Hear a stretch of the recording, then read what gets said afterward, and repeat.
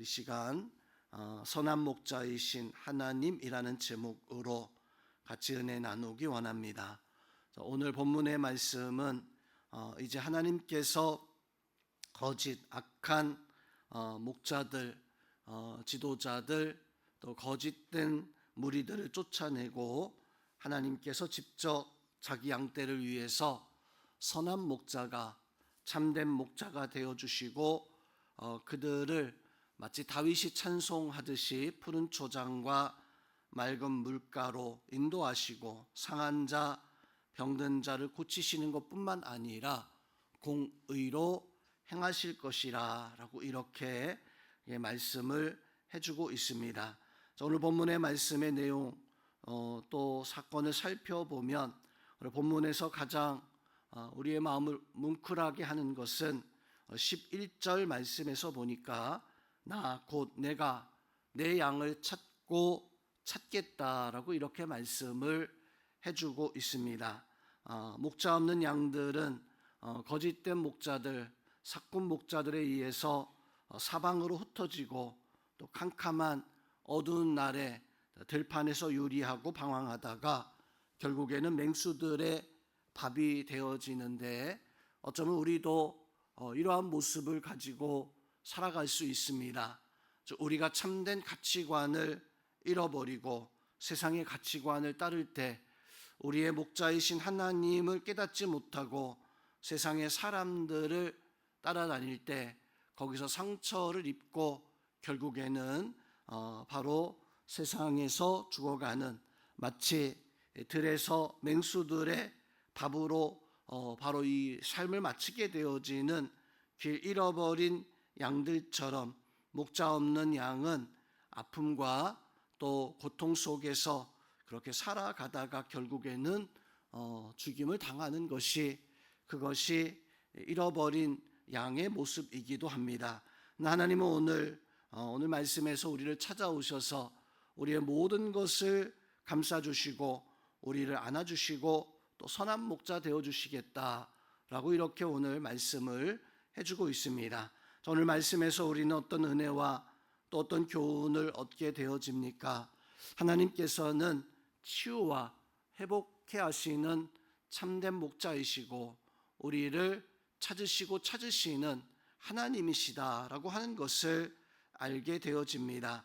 오늘 11절 말씀처럼 내가 내 양을 찾겠다라고 하는 이 말씀은 마치 예수님께서 자기 자신은 선한 목자이고 또 선한 목자는 양들을 위해서 생명을 기꺼이 버린다라고 이렇게 약속을 하셨으며 또 길 잃어버린 한 마리 양을 찾기 위해서 들판과 온 사방을 헤매다가 그 양을 찾았을 때 기뻐하며 어깨에 짊어지고 돌아와 잔치를 베푸는 그 모습을 보여주는데 바로 예수님께서는 우리가 이렇게 길 잃어버린 우리를 치유하시고 또 상처를 꿰매주시는, 그래서 오늘 16절 말씀에서 보면 선한 목자이신 하나님이 우리를 위해서 행하시는 것, 16절에 보니까 잃어버린 자를 내가 찾고 쫓긴 자를 내가 돌아오게 하며 상한 자를 내가 싸매주고 병든 자를 내가 강하게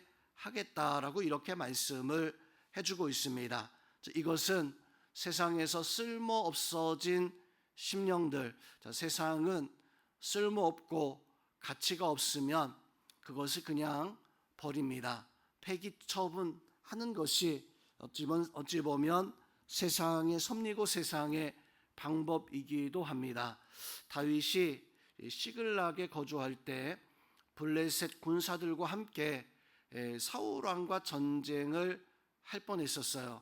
근데 다행히 블레셋 사람들의 신임을 받지 못하고 돌아오게 되어지는데 집에 올 때 보니까 마을이 불타고 또 여인들과 아내들과 아이들이 아말렉 족속에게 다 모두 납치되어져 갔었던 사건이 벌어지게 되어집니다. 그때 다윗과 군사들은 겨우 추스려서 아말렉 족속을 뒤쫓아가는데 어디로 갔는지 누가 끌고 갔는지 그것을 아무도 알지 못했었어요. 길에서 보니까 한 애굽의 종으로 끌려와 살던 한 사람이 버려져서 병이 들어가지고 이제는 효용 가치가 쓸모없는 사람이 되어졌던 거예요. 그래서 이 아말렉 군사들이 종으로 실컷 부려먹다가 그냥 길에 버려버렸죠. 세상은 어찌 보면 그와 같습니다. 쓸모 있을 때에는 잘 사용하다가도 사용 가치가 없어지면 폐기 처분하는 것이, 다윗이 그 사람을 만나고 잘 돌봐주었을 때 그 사람을 통해 가지고 다윗의 자녀들, 가족들, 유대 다윗과 함께한 사람들이 어디로 끌려가는지를 그 애굽의 종을 통해서 알게 되어집니다. 그리고 무사히 모든 사람들을 구출해 오게 되어지죠. 거기서 우리는 잃어버린 자, 또 쓸모없어 버려진 자를 하나님이 어떻게 행하시는가, 다윗과 애굽의 종을 통해서 또 세상의 사람들은 어떻게 행하는가, 아말렉 사람들과 그 애굽의 종을 통해서 깨닫게 되어집니다.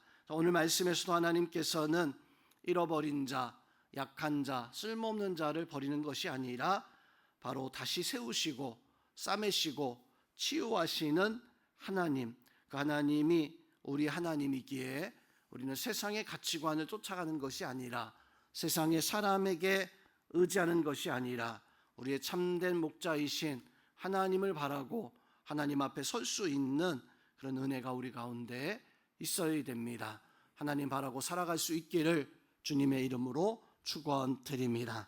또한 오늘 말씀에서 우리는 하나님은 오직 공의와 정의로 심판하시는 하나님이시다.